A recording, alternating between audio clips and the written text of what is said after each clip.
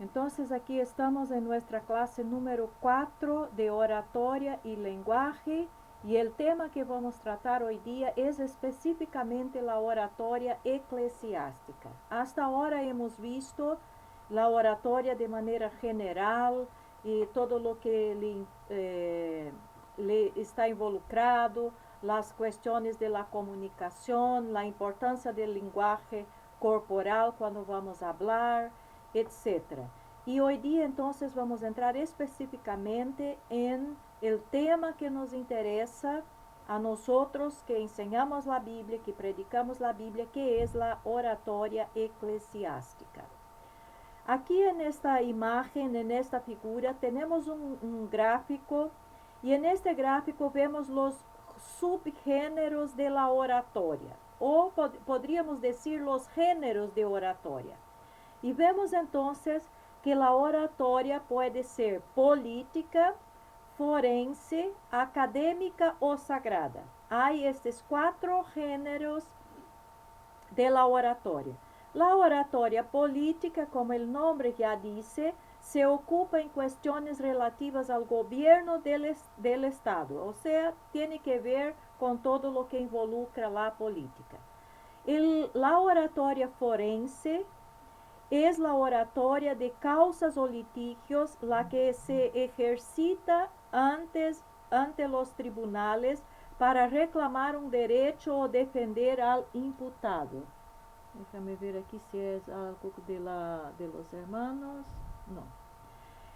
La oratoria académica se desarrolla en ambientes culturales, científicos y literarios. Aquí en la forense, como vemos, tiene que ver con la justicia, ¿cierto? Con los juicios que se llevan a cabo en nombre de la justicia.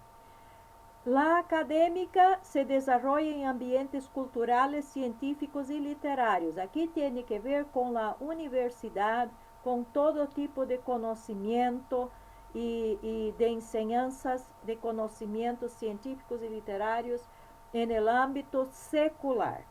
Y por fin, la oratoria sagrada o eclesiástica, como estamos viendo, que es la oratoria de la doctrina religiosa y moral, o sea, lo que se hace en una iglesia, en un seminario o en el ambiente de lo que se llama de sagrado, de la iglesia, ¿ok? Entonces,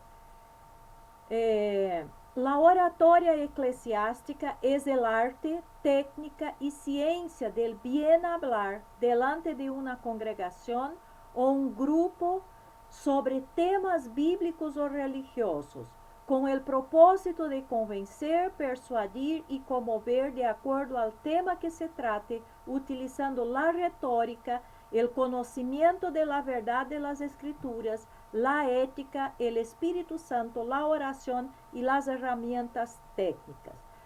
Como la oratoria de un modo general y como los otros géneros de oratoria, la oratoria eclesiástica también tiene como propósito el convencer, persuadir y conmover, ¿cierto? Entonces, podemos decir que los objetivos,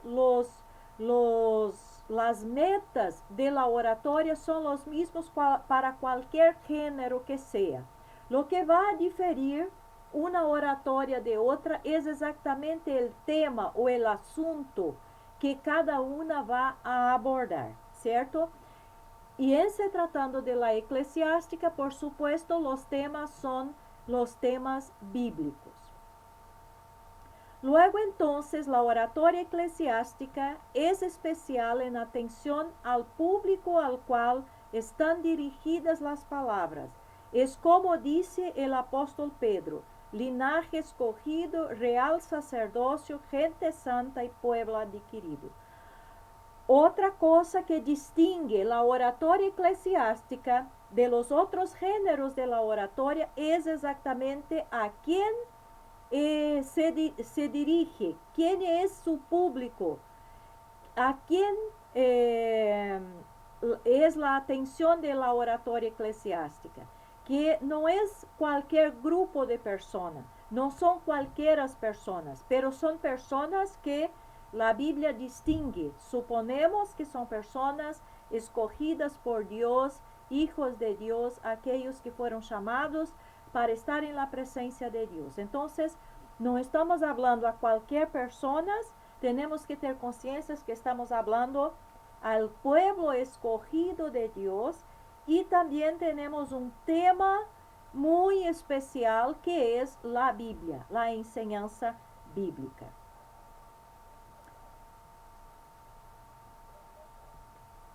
Por otra parte, los medios de los que se vale la oratoria eclesiástica para alcanzar sus fines son muy distintos de los que utilizan los otros subgéneros de oratoria, como la política forense o académica. Es decir, estos últimos no tienen base en las Sagradas Escrituras, tampoco se valen de la oración y del Espíritu Santo. Entonces, mientras los objetivos sigan los mismos en cualquier una de las oratorias, vemos que los temas cambian completamente. El público a quien se dirige cada una de las oratorias también es muy distinto, y principalmente que la oratoria eclesiástica no utiliza solamente los medios normales establecidos por la oratoria, las técnicas normales establecidos en la oratoria, pero tiene aún más una ayuda especial, características especiales, que son exactamente la Biblia, la oración y el Espíritu Santo. O sea, estamos predicando la palabra de Dios, estamos transmitiendo la palabra de Dios, estamos, por lo menos se supone, fortalecidos en oración y por la oración, y tenemos la ayuda del Espíritu Santo, que va a hacer el trabajo de convencimiento de las personas. En verdad, el orador eclesiástico, aunque tenga los mismos objetivos de convencer, etcétera, etcétera, quien hace este trabajo es el Espíritu Santo. Al orador eclesiástico, su tarea principal es simplemente predicar o enseñar o transmitir el mensaje. Quien va a hacer el trabajo de convencimiento, de entendimiento, de tocar el corazón, las emociones, el entendimiento y todo más del ser humano, es el Espíritu Santo. Entonces, tenemos una gran ayuda, y por tanto no necesitamos preocuparnos tanto con esto, aunque debamos hacer el trabajo y utilizando los argumentos y todas las técnicas correctamente, porque eso hace con que seamos más efectivos. Actualmente en la Iglesia de Dios nos encontramos con falta de verdaderos oradores, y esto atiende a dos causas. Veamos cuál sea. Primero, la causa del saber, es decir, aquellos que se niegan a aprender las técnicas de oratoria porque piensan que ya lo saben todo, o bien que no se necesita preparación para poder hablar bien. Esto demuestra la falta de interés para asistir a una capacitación, o simplemente por negación a recibir instrucción. Entonces vemos que una de las causas, porque hoy día no tenemos grandes predicadores, buenos predicadores, no hablo grandes, vamos a cambiar esta palabra, buenos predicadores, es exactamente una de las razones, es esta, la causa del saber. La gran mayoría piensa que ya sabe todo y que no necesita más aprender nada. O entonces que no necesitan de preparación para poder hablar bien. Son los dos extremos. Uno que piensa que sabe todo y otro que piensa que no necesita de nada. Y esto se ve reflejado de que cuando se ofrece una capacitación, una oportunidad de enseñanza y de aprendizaje, la gran mayoría de los predicadores, de los pastores, de los líderes, simplemente no quieren hacer la capacitación o el entrenamiento. o simplesmente se negam a receber a instrução, simplesmente dizem que não querem, não necessitam, e etc. Então, esta é uma das causas por que hoje dia não temos buenos predicadores. A outra causa é a ausência de virtude. Há os que podem saber técnicas de oratória, pero que les hace falta lo más importante: oración, Espíritu Santo y conocimiento de las Sagradas Escrituras. Esto se puede observar en aquellos expositores que se aventuran a exponer temas sin tener preparación del mismo y de sí mismos. Entonces, mientras que en este primer punto, la primera causa, tenga a ver con el conocimiento, con el preparo para poder hacerlo bien, la segunda causa es el otro lado de la moneda. La persona tiene hasta conocimientos, información, capacitación, formación, pero no tiene una vida con Dios, no tiene una vida devocional. O sea, su vida no está revestida e involucrada en la oración, en la dependencia del Espíritu Santo y el revestimiento del poder del Espíritu y del conocimiento de las Sagradas Escrituras.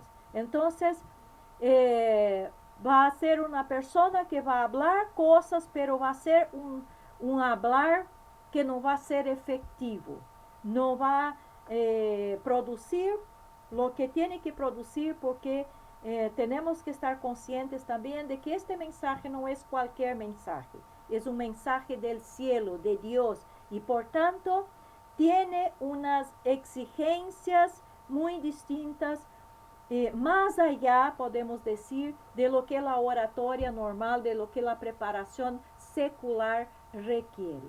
Entonces es muy importante que el predicador o el maestro o quien sea tenga el conocimiento secular, podemos decir científico, o sea, de qué clase sea, y también esta vida con Dios, esta comunión con Dios, esta preparación espiritual que hace con que la palabra no sea simplemente letra, pero sea también espíritu.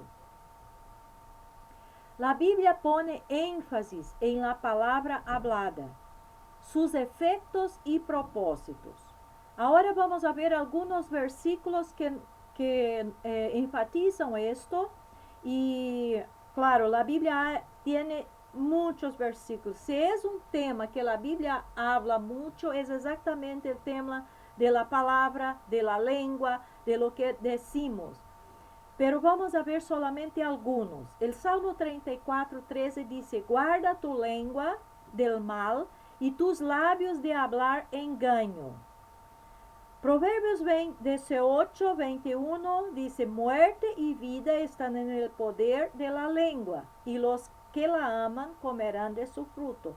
Y todos estos versículos ya nos hacen pensar qué palabra estamos hablando o qué palabra vamos a hablar.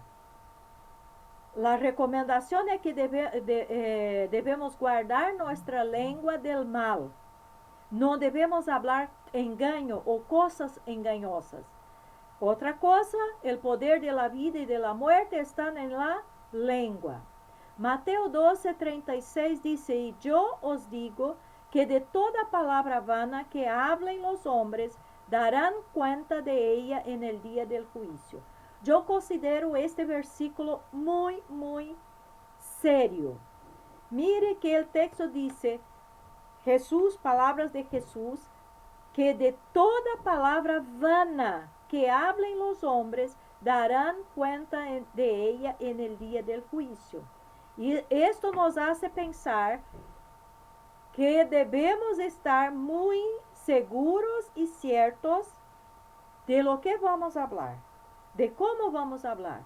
No es decir cualquier cosa sin pensar en las consecuencias de nuestras palabras.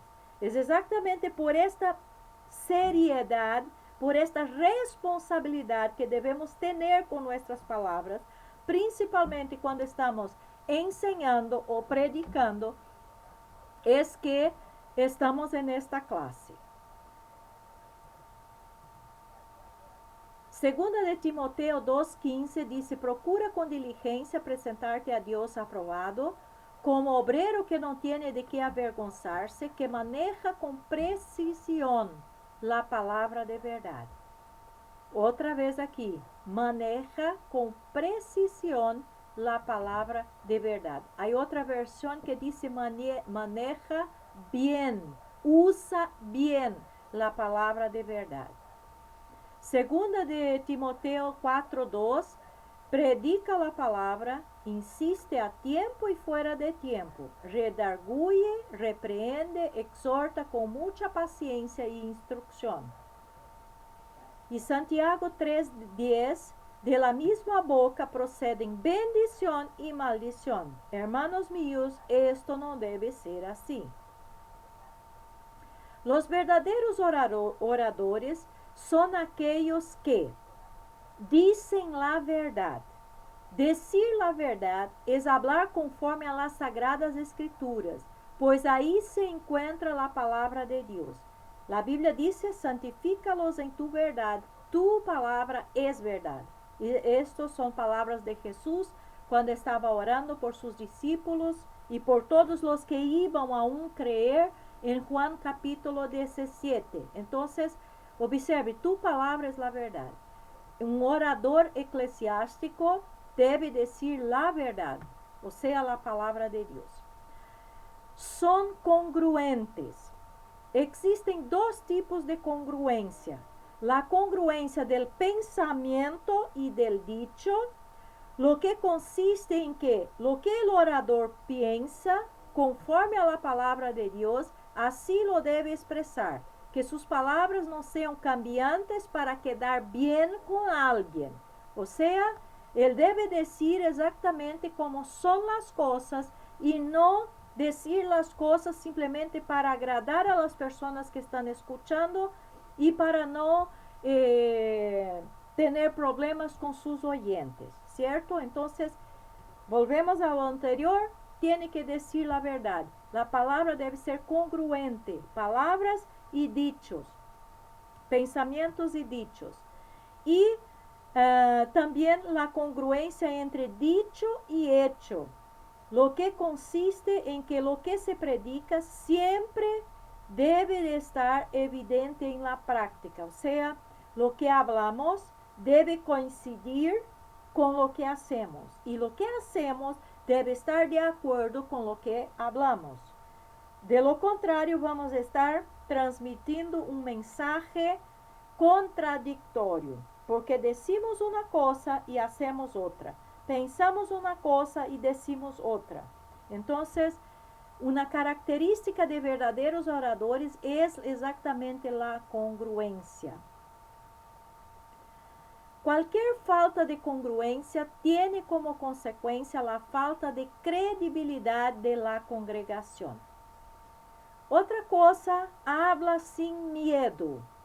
En la antigüedad, el profeta, él tenía dos funciones: anunciar acerca del futuro y denunciar lo que estaba mal conforme a la verdad. El predicador debe predicar sin temor a lo que los demás digan a su respecto, sin miedo a que vaya la grey a pensar que les está hablando fuerte. Habla la verdad conforme la Sagrada Escritura. Y al respecto encontramos ejemplos como el de Jeremías, Isaías y el mismo Jesucristo, que denunciaron lo que estaba mal conforme a la voluntad de Dios, y aún fueron perseguidos por ello. Pero la verdad es el objeto de la anunciación y de la denunciación. Entonces, va a hablar la verdad, va a ser congruente y habla sin miedo. Lo que tiene que ser dicho, va a ser dicho, aunque alguien pueda enojarse o ofenderse. Pero la verdad tiene que ser dicha. Desde los tiempos bíblicos, el arte de la oratoria tuvo un papel destacado en la vida de los pueblos antiguos. La oratoria sacra se divide en informativa, tiene por finalidad describir, instruir, aclarar, avisar. Para ello, el orador debe influir en la comprensión del oyente. Sus ejemplos de discurso son ejemplos de discursos informativos. La clase, la conferencia o informe. Objetivo de este tipo de discurso es el de hacer que se comprenda o aprenda algo a ser retenido en la memoria y oportunamente utilizada. Entonces, esta es una forma de oratoria sacra, la informativa. Otra es la persuasiva. Está destinada a influir en la razón, en el sentimiento y en la acción de los oyentes para que ellos acepten como verdad lo que se les es expuesto y actúen según la misma verdad. El orador se vale de argumentos y pruebas de naturaleza personal, emocional y lógica en la exposición y desarrollo de sus ideas y en la representación de objeciones y refutaciones. Las razones deben ser convincentes para producir al oyente a la acción, para conducir hacer con que el oyente va a la acción. En este discurso, el llamamiento ocupa un lugar preponderante, pues debe proveer la acción. Los medios más eficaces de persuasión son las analogías, los testimonios y las ilustraciones. Otra forma de discurso eclesiástico o de oratoria eclesiástica es la apologética. Es la que está destinada a defender lo verdadero y acusar lo falso. Es la defensa argumentativa de alguna doctrina, teoría o idea. Es la defensa de la religión contra el ataque del adversario. Yo no diría de la religión, es la defensa del evangelio, de la verdad, de la palabra de Dios contra el ataque de los adversarios.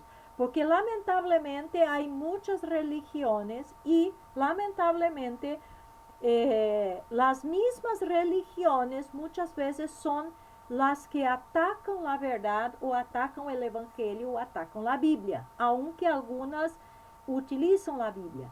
El término apologética, que significa defensa, literalmente significa defensa, tiene que ver con defender una verdad en contra de herejías, de engaños. Entonces, no es simplemente la defensa de la religión, pero es la defensa de la verdad, del evangelio, de la Biblia en contra de ataques, del ataque de adversarios o de herejías principalmente. En este discurso, el razonamiento y la amplitud de los puntos de vista ocupan un considerado e importante lugar. La lisura de argumentos y la forma amistosa son los instrumentos más fuertes de defensa. En el caso de la oratoria sacra, entra otro elemento, lo más importante de todos, el poder del Espíritu Santo de convencer y convertir. No podemos nos olvidar de esto de forma alguna, que quien hace el trabajo de convencimiento y de conversión no somos nosotros, pero el Espíritu Santo. Todos los estudiosos de la oratoria están de acuerdo en decir que en la oratoria deben estar presentes tres cosas, a saber, instruir, agradar y mover, así como vimos que son también los objetivos de la oratoria general. Entonces vamos a los elementos indispensables de la buena oratoria o de la oratoria sacra. Eficiencia es la característica básica de la oratoria moderna. Es decir, para tener éxito, la oratoria tiene que alcanzar determinada finalidad. Retórica es el arte de ordenar el discurso es la capacidad de organizar las ideas y los argumentos. Y elocuencia es el arte de persuadir. Entonces vemos aquí como en la oratoria están presentes la retórica y la elocuencia. La eficiencia tiene que ver con el objetivo que queremos, que deseamos alcanzar, la finalidad. La retórica tiene que ver con la estructura, con la organización del discurso, de los pensamientos, de los argumentos. Y la elocuencia tiene que ver exactamente con la transmisión de este mensaje, con el hablar este discurso de la oratoria. La oratoria se manifiesta en distintas modalidades que atienden a un propósito en concreto. Veamos tres de las principales manifestaciones. La exposición es el procedimiento por el cual una persona, valiéndose de todos los recursos de un lenguaje adecuado, muestra a los presentes un tema nuevo, defendiéndolo, analizándolo y explicándolo. Sirve para dar a conocer los temas bíblicos en su contexto real y específico. Incluso la mejor manera de predicación es la predicación expositiva. Y aquí en esta clase nosotros no vamos a entrar en la cuestión de la exposición ni de otro tipo de manifestación de la oratoria eclesiástica, porque esto vamos a estudiar y ver con más exactitud cuando estemos estudiando homilética, ¿cierto? Pero hace parte de la oratoria eclesiástica. ¿Cómo la oratoria se manifiesta? Una de las formas es por medio de la exposición, la predicación expositiva o la enseñanza expositiva. ¿Qué significa esto en otras palabras? Exactamente enseñar o predicar los temas bíblicos en su contexto real y específico, o sea, dentro del contexto en que aquel hecho fue escrito y fue sucedió, ahí en este contexto van a ser sacados y enseñados los temas bíblicos que están presentes. Distinto, por ejemplo, del sermón, que es la otra manifestación de la oratoria eclesiástica. Es la forma de predicación que sirve para dar a conocer temas específicos de la Escritura, temas de exhortación, motivación, perdón, la iglesia, la muerte de Cristo, santidad, etc. No se centra en un contexto específico. El sermón también es una predicación, pero aquí el sermón va a centrarse en un tema, en un asunto específico, y va a tratar de buscar este tema y este sermón, este asunto en toda la Biblia, y no en un texto, en un contexto específico. Esto es lo que distingue la predicación expositiva de la predicación, aquí dice sermón, que yo podría decir predicación temática o otro tipo de predicación. Porque en verdad el sermón también es una predicación, ¿cierto? La exposición también es un sermón. La diferencia es que la predicación expositiva es a partir de un contexto específico de la Biblia, mientras que el sermón es una predicación que se centra en un tema y no en un contexto, y por tanto va sacando las informaciones de todas las partes a donde esa información está. Y la otra manifestación de la oratoria es el discurso. Es la exposición oral sobre un asunto determinado pronunciada ante un público a fin de convencerlo o conmoverlo, en especial en un acto solene que además se diferencia del sermón por razón de tiempo, ya que el contenido y la estructura son muy parecidos. El sermón oscila entre media hora y 45 minutos, mientras que el discurso es de entre 3 y 5 o 10 minutos. Entonces, por lo general en las iglesias es muy raro, muy difícil que se utilice el discurso. En verdad, el discurso es más una forma de hablar utilizado, una forma de comunicación utilizado en, como dice aquí, en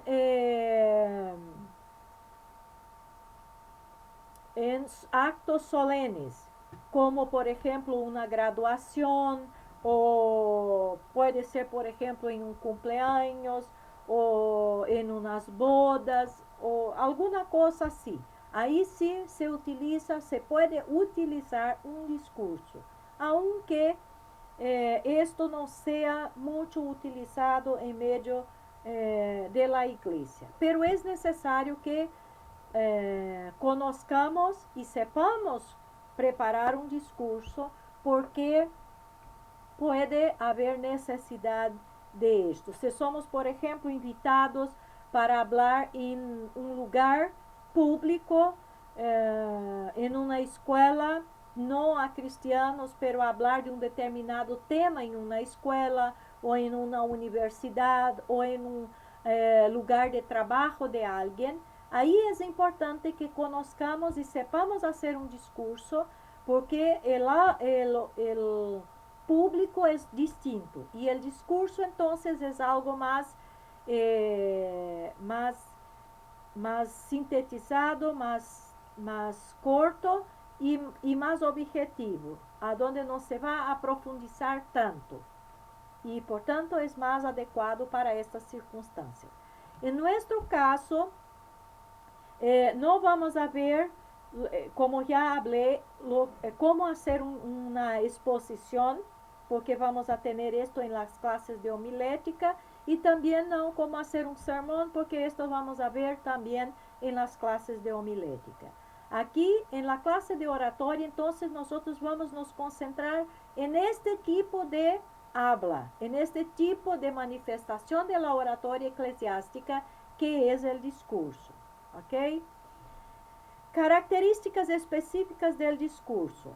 Primero, es corto, se debe ejecutar entre 3 y 5 minutos y máximo 10. Entonces, observe que no es una predicación, no es una enseñanza, es algo bastante objetivo. Segundo, se utilizan pocas citas bíblicas textuales. Se recomienda no utilizar más de 5, pero tampoco menos de 3. Entonces debe ser entre 3 por el mínimo y 5 por el máximo.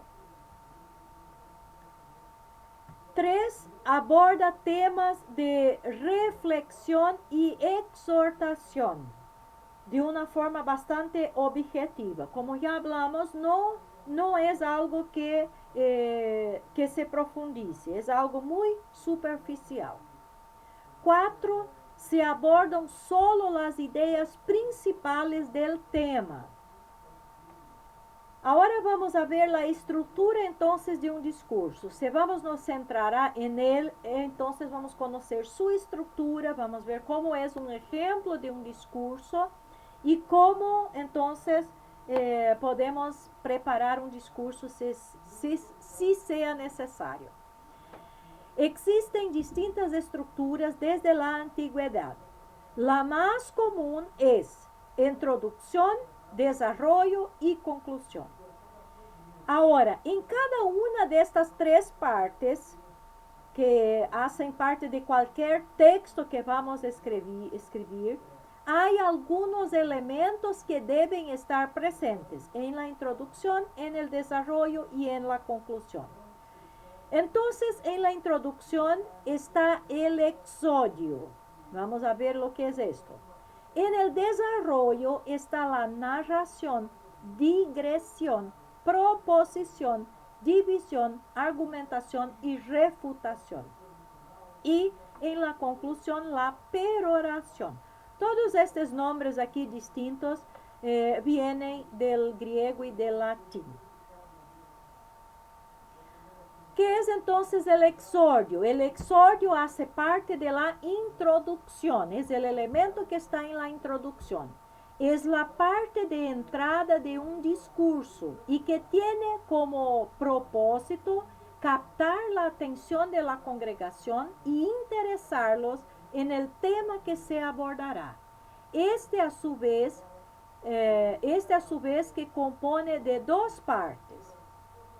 Primero, la cita bíblica, de preferencia que solo sea un versículo que tenga relación directa al tema y cause reflexión e impacto en la conciencia de los congregantes. Segundo, la presentación personal, solo cuando no se hizo antes por el director. Si la persona ya fue presentada anteriormente, entonces esta parte de la presentación personal es eliminada, no hay necesidad. Esto consta únicamente del nombre, pues a diferencia de la oratoria política, en la oratoria eclesiástica está prohibido vanagloriarse, hablar de méritos propios, ¿ok? Entonces, en la introducción se menciona el texto bíblico, se hace una presentación simplemente mencionando el nombre, si la persona no fue presentada, y la presentación del tema consiste en decirle a la grey el tema del que se hablará, el cual debe ser muy breve y conciso. Aquí hay un pequeño error, en verdad no son dos partes, son tres partes. Son dos partes si no hay necesidad de la presentación, ¿cierto? Pero si hay necesidad de la presentación, entonces van a ser tres partes. Vamos entonces ver un ejemplo de un exordio o introducción. Así. Paz a vosotros, hermanos. Mi nombre es Artur Jiménez Benítez y en esta ocasión Dios me concede hablar acerca del tema el amor. Les invito a leer las palabras escritas por el apóstol Pablo en primera carta a los Corintios, capítulo 13, versículo 4. Y si repartiese toda mi hacienda para dar de comer a pobres, y si entregase mi cuerpo para ser quemado y no tengo amor, de nada me sirve. Una cosa muy importante que tenemos que considerar, vamos a volver aquí un poco, es que no necesita ser en la introducción, en el exordio, no hay necesidad de se hablar exactamente en esta secuencia que está aquí. Por ejemplo, no tiene que primero se decir la cita bíblica, después la presentación y después el tema. En el ejemplo que vimos aquí, observe que hay un saludo a los hermanos, ahí la persona se presenta, dice su nombre y presenta el tema. Después entonces invita para la lectura del versículo bíblico, ¿cierto? Entonces lo importante es que esos tres elementos o dos elementos estén presentes, no necesariamente en un determinado orden. Vamos entonces ahora al desarrollo y vemos que en el desarrollo hay varios elementos. Volvemos aquí otra vez. Cuando habla aquí del desarrollo, observe que en el desarrollo tenemos la narración, digresión, proposición, división, argumentación y refutación. Son varios elementos que están en esta parte del texto, que por supuesto es la parte del texto que más larga y que va exactamente expresar todo lo que la persona quiere decir sobre el tema. Entonces volvemos aquí al desarrollo. La narración.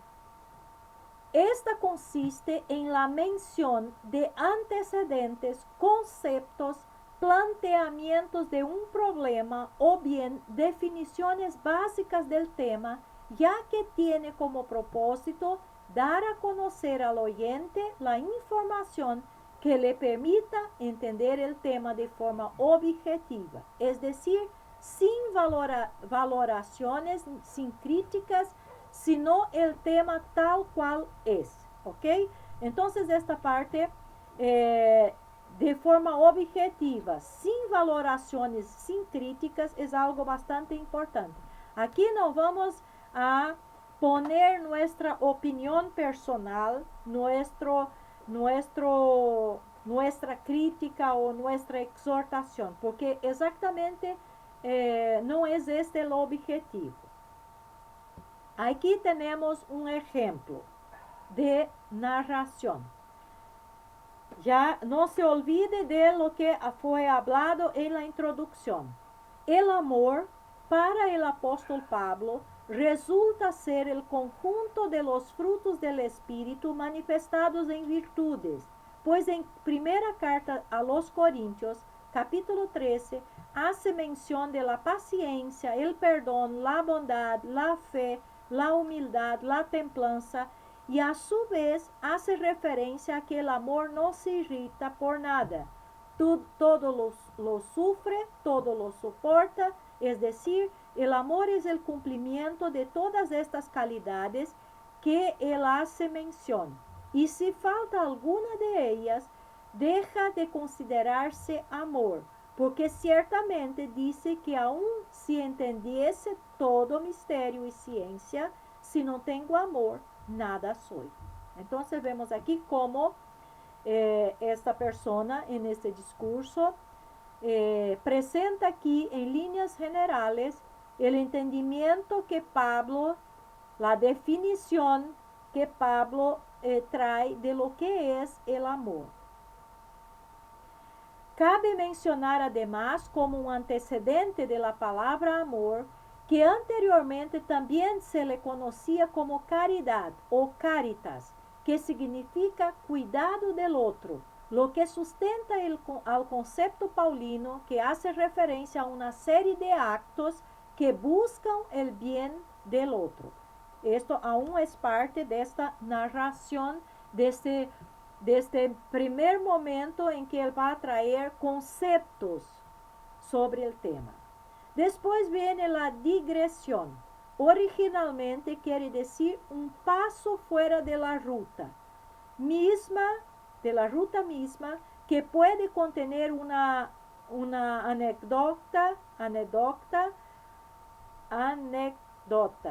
o alguna figura retórica. Ejemplo, aunque hace unos meses escuchaba a dos jóvenes de la iglesia comentar acerca de que el amor es aquella cosquilla que se siente cuando te gusta una persona. Y vaya error, valdría la pena diferenciar entre el gusto y el sentimiento y el amor. El amor es algo más grande que solo eso. El otro elemento del desarrollo es la proposición. Un discurso sin propuesta no es discurso. Por ello, es importante establecer por lo menos una propuesta y máximo 3 de acuerdo al tema que se aborde. Veamos el ejemplo número 1, que puede ser la proposición para este tema que se está hablando aquí. Es por esto que propongo a todos los padres de familia en la Iglesia de Dios que expliquen adecuadamente el concepto de amor a sus hijos. Ejemplo número 2. Razón por la cual me atrevo a decir que como hijos de Dios, hoy debemos de practicar las virtudes espirituales o frutos del Espíritu para alcanzar el verdadero amor hacia Dios y hacia el próximo. Incluso las dos proposiciones pueden estar presentes en el texto. Observe que por lo máximo 3. Aquí tenemos 2. Otro elemento es la división. Es la expresión de las razones que sustentan a la propuesta, es decir, explicar el porqué de la propuesta. Ejemplo 1. Esto es así porque el día de hoy se ha distorsionado el concepto de amor verdadero por un amor que se representa falso, sujeto al color rojo de un corazón o las relaciones sentimentales, o las amistades superfluas, y la fornicación.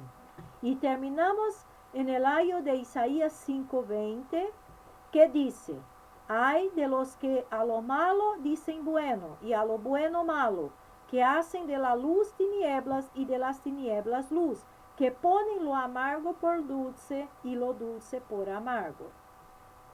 El ejemplo 2. Esta propuesta la hago por las razones siguientes.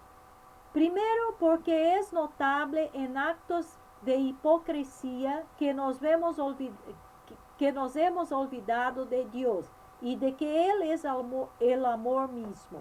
Segundo, porque somos portados adecuadamente en los atrios de Dios, pero fuera de ellos somos tan parecidos en obras a los que no conocen a Dios. Y tercera, porque hemos dejado a un lado las obras buenas hacia el prójimo, buscando directamente solo nuestro propio bien. Entonces, aquí también tenemos la explicación que se da. La demostración o argumentación consiste en demostrar con datos concretos y específicos lo que se sustentó en las razones. Ejemplo 1. Y esta distorsión conceptual del amor la podemos comprobar con aquellos hermanos regularmente jóvenes que celebran el día de San Valentín o Día del Amor y la Amistad. También se demuestra con aquellos embarazos que fuerzan las celebraciones de matrimonios o relaciones de noviazgo que solo se basan en el gusto físico, dejando a un lado las virtudes. Esto que llega aún a nosotros. Ejemplo 2. Esto se demuestra con las actitudes tan diferentes que mostramos cuando estamos delante de los hermanos o en el templo, y aquella actitud cuando estamos solos o en otros grupos. Incluso el ir en pos de dioses ajenos o de festividades paganas que sin duda alguna nos alejan del amor de Dios. La refutación, otro elemento del desarrollo, es contrarrestar los argumentos en contrario, adelantando el pensamiento negativo al positivo o el fantasioso a la realidad que se propone de acuerdo a la propuesta. Ejemplo: y si alguien piensa que se está ocupando en la actualidad del concepto de amor adecuado, revise la palabra de Dios, lo que dice Pablo en las cartas paulinas, lo que dice el apóstol Juan, lo que demostró Jesús en la cruz. Por si alguien piensa que el amor es rosa y solo felicidad, el amor todo lo sufre y lo soporta. Y vean si no es cierto que hoy, por ese falso concepto, los divorcios están a la mesa, porque no quieren uno u otro de los cónyuges, no quieren sufrir por sus hijos o soportar por amor a ellos. Y por fin la peroración o conclusión. Es la última parte del discurso y significa retomar el tema con palabras propias y de sí mismo que contenga emotividad e invitación. La parte en la que el orador utiliza la retórica en su esplendor y cierra con palabras determinantes que queden en reflexión a la congregación para su convencimiento. Ejemplo: por todo lo anterior, invito a reflexionar a cada uno de ustedes, padres, que guíen a sus hijos en el camino angosto donde el amor no tiene color sino virtudes, no tiene fechas sino hechos, no es solo sentimientos sino obras. Jóvenes, que amen a Dios en verdad y en espíritu, que dejen de confundir el deseo carnal y la mirada bella por la hermosura de las cualidades conforme Dios ordena. Que seamos un Pablo que amó a Cristo, un Moisés fiel a Dios, porque Juan en su primera carta 4:8 dice, el que no ama no conoce a Dios, porque Dios es amor. Paz a vosotros. Entonces, voy a volver ahora un poco y voy a leer todo el discurso desde el inicio, solamente el discurso, para que quede la idea completa de lo que es un discurso, ¿ok? Entonces, empezamos. Paz a vosotros, hermanos, mi nombre es Arturo Jiménez Benítez y en esta ocasión Dios me concede hablar acerca del tema el amor. Les invito a leer las palabras escritas por el apóstol Pablo en primera carta de los Corintios, capítulo 13, verso 4. Y si repartiese toda mi hacienda para dar de comer a pobres, y si entregase mi cuerpo para ser quemado, y no tengo amor, de nada me sirve. El amor para el apóstol Pablo resulta ser el conjunto de los frutos del Espíritu manifestados en virtudes, pues en la primera carta a los Corintios, capítulo 13, hace mención de la paciencia, el perdón, la bondad, la fe, la humildad, la templanza, y a su vez hace referencia a que el amor no se irrita por nada, todo lo sufre, todo lo soporta, es decir, el amor es el cumplimiento de todas estas calidades que él hace mención. Y si falta alguna de ellas, deja de considerarse amor, porque ciertamente dice que aun si entendiese todo misterio y ciencia, si no tengo amor, nada soy. Cabe mencionar además como un antecedente de la palabra amor, que anteriormente también se le conocía como caridad o caritas, que significa cuidado del otro, lo que sustenta al concepto paulino que hace referencia a una serie de actos que buscan el bien del otro ser. Aunque hace unos meses escuchaba a los jóvenes de la iglesia comentar acerca de que el amor es aquella cosquilla que se siente cuando te gusta una persona. Y vaya error, valdría la pena diferenciar entre el gusto, el sentimiento y el amor. El amor es algo más grande que solo eso. Es por eso que propongo a todos los padres de familia en la Iglesia de Dios que expliquen adecuadamente el concepto del amor a sus hijos. Esto es así porque el día de hoy se ha distorsionado el concepto de amor verdadero por un amor que se representa falso, sujeto al color rojo de un corazón y las relaciones sentimentales, a las amistades superfluas y la fornicación. Y terminamos en el ayo de Isaías 5:20 que dice, ay de los que lo malo dicen bueno y lo bueno malo, que hacen de las tinieblas de la luz tinieblas y de las tinieblas luz, que ponen lo amargo por dulce y lo dulce por amargo.